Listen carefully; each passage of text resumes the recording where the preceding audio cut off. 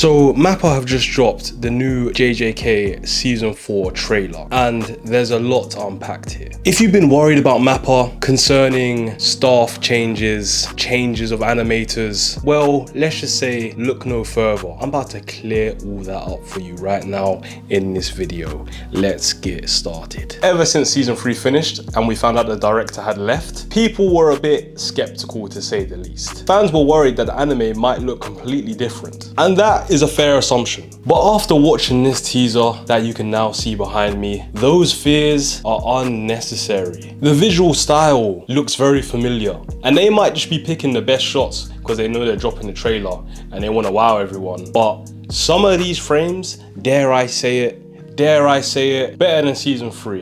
You know what? Let me go one step further.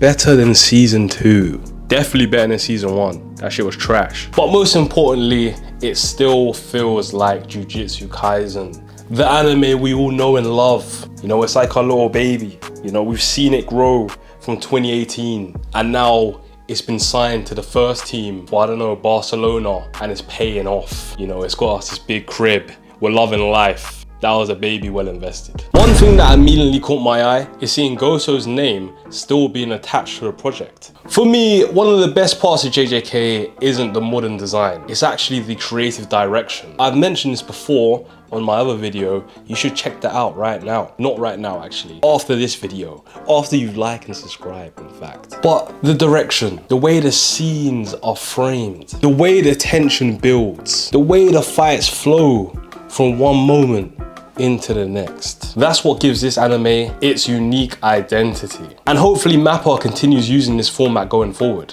because honestly, it's perfection. Now, Maguna is taking center stage. And I know this is what you came for to see in this video. You fans only care about one thing. Actually, two things. Gojo and Maguna. Based on everything shown in this trailer so far, it looks like Maguna is going to play a significant role in this season. And story-wise, that makes perfect sense. As the Culling game progresses and Kenjaku's plan moves forward, Maguna becomes one of the most important pieces on the board. Just look at this frame. Look at that reflection in Megami's eyes. Who can we see there? Is it Yuji or is it Sukuna? And he's going through some serious turmoil. I really like this one shot from below.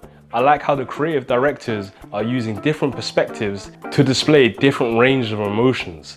These guys are really thinking differently from traditional shonen anime. They've got my heart. If anyone was worried about the pacing of the season, it's looking very similar to Season 3. It's going to be very quick. And it looks like the Maguna plotline will play heavily into the season. A lot of people were speculating that we would get Megami being possessed by Sukuna much later into the season, possibly the end.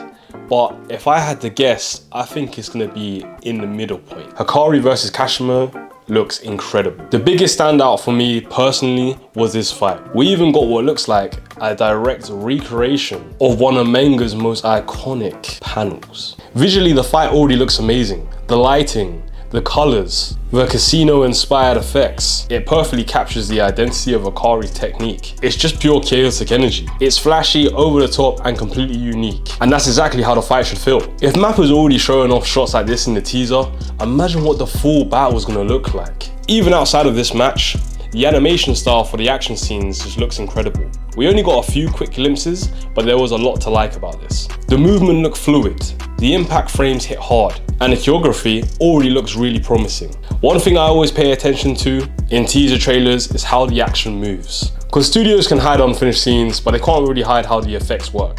And smooth action is really hard to fake. And from what I've seen so far, the combat looks like it's in really good hands. Another fight that caught my attention was Yuki versus Kenjaku. Honestly, this fight might be one of the best ones visually, and let me tell you why. A large portion of the fight takes place in a very simple environment. It's literally a white void. And that's actually a huge advantage. When backgrounds aren't overly detailed, animators can put more of that focus on the characters themselves. The movement, the expressions, the energy effects, everything stands out way more. If Mappa really goes all in here, this could be one of the highlights of Season 4.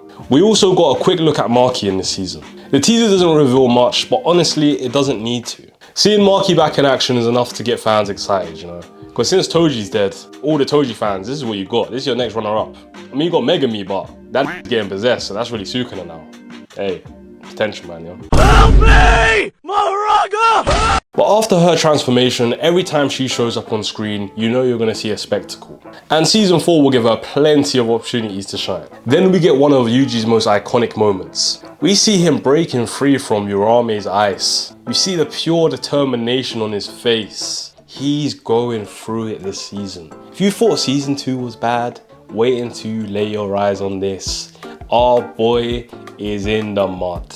Manga readers already know what's coming. And especially during that one frame we get from the teaser trailer where Yuji is looking absolutely shocked on the ground staring up at the building.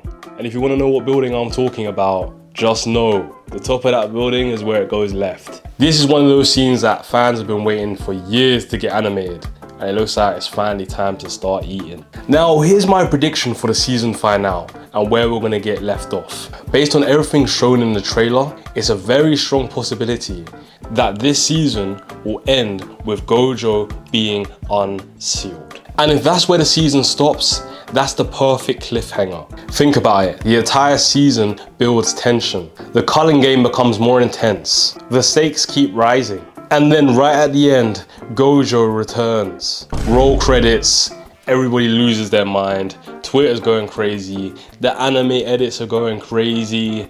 You know, we're looking forward to Gojo versus Sukuna? Is it gonna be a movie? Is it gonna be a series? Well, I guess we'll have to wait and find out. Now the question that everyone is also asking is when is this coming out? Because the teaser trailer did not give us a date. And if I had to predict, I'm saying December this year. Because some of those frames in that teaser looked finished.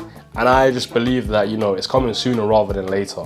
Because we only got 12 episodes for season 3, so they might just be grinding out right now. But that's only speculation. Don't take my word for it. Overall, the teaser accomplished exactly what it needed to do. It reassured fans. It showed off some seriously impressive animation. It teased some of the biggest fights in the Culling Game arc. And most importantly, it proved that season 4 is in very capable hands. But you let me know, what are you most excited to see get animated? And that's everything from me, guys. It was a quick video today because it's 34 degrees. Obviously, this trailer came out.